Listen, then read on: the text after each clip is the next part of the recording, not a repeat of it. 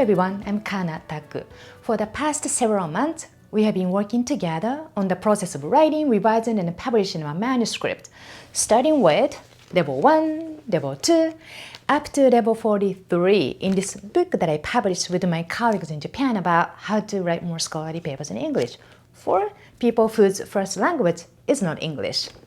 Well, once you have crossed one finish line, you can absolutely go to Vegas to celebrate or have a party.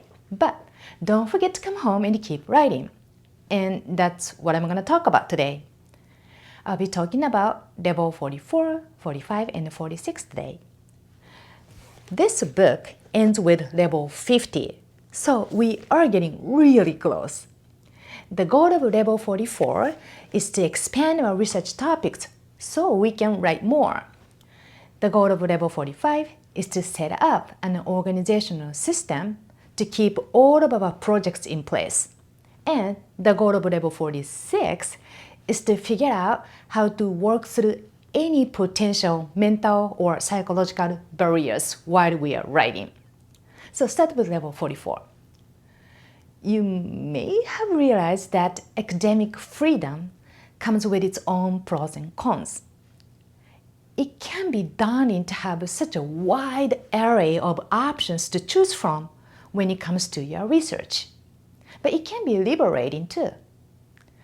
During undergrad, for example, when I was still in Kobe in Japan, I studied adolescent impulsivity and irritability for my senior's thesis, which led to my master's thesis on stress coping strategies and a sense of fulfillment. At the time, I was at the Chiba University graduate program, which then led to my doctoral dissertation on post-traumatic growth.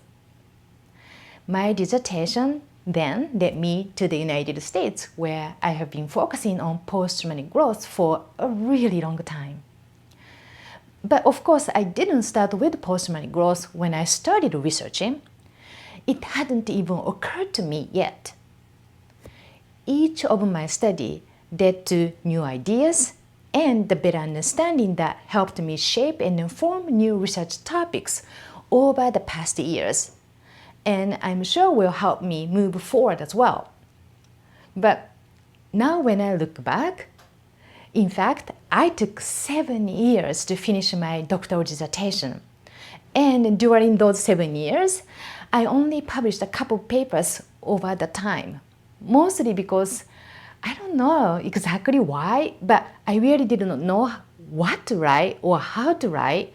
And also, I thought until I finished collecting data, I had nothing to write about. Also, I was not really sure if it's okay to look for another topic that inspired me. So once I realized that I can actually take another look at the same data set that I published before and study anything other than my major topic, then finally I was able to increase my writings.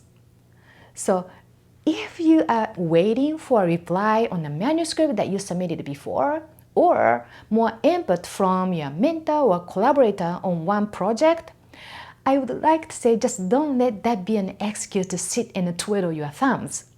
Switch over to any topic, like another project that is in a different stage of development that you can help move forward.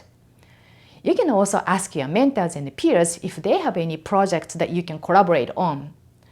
Because I can't tell you how many faculty members have some kind of backlog data or a paper in progress that's just kind of collecting dust where they would love some outside help. So it can be a win-win for all involved. For those of us who don't have English as a first language, the key is to write something every day to make it a habit. So if we don't have anything to write, we gotta find something, no? Rather than feeling stymied while waiting on others' responses. And if you still don't have anything to write, then remember you can always type up somebody else's articles, because by doing that, it's still prep in your fingers and you can still build your muscle memory. So it's definitely better than doing nothing.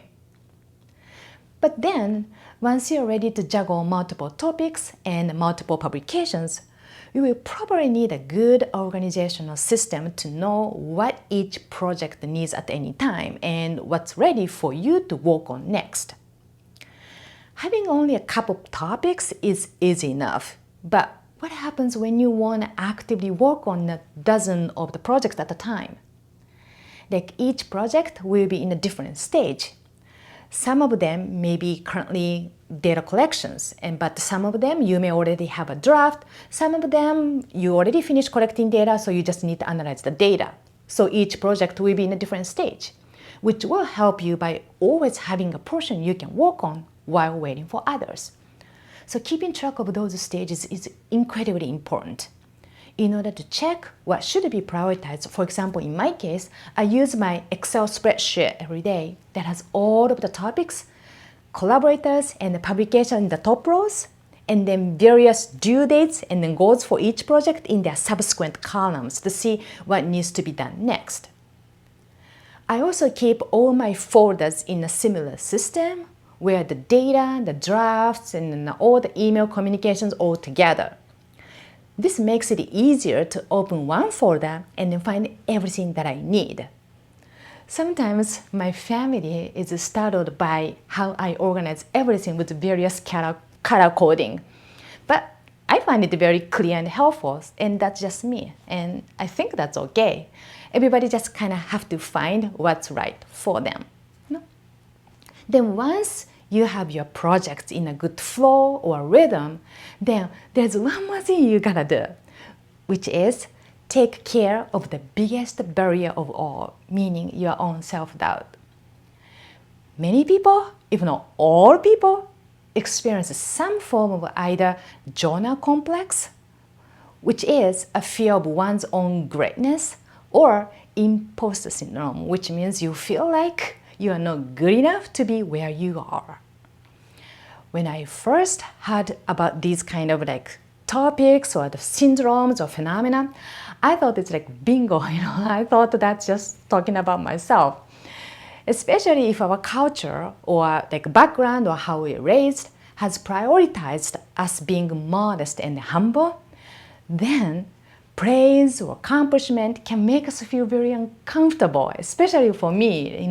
I remember like every time somebody said, "Hey, Kana, you did a good job," I really did not know like what to say. I couldn't say thank you because I feel like if I said thank you for that, then that would mean like it is as if like I also think what I did was good, which is probably really not supposed to be. So if somebody says, "Kana, you did a good job," then I have to say like, "Okay, I'm glad that you thought so, but it was not that good." Sorry, it's complicated.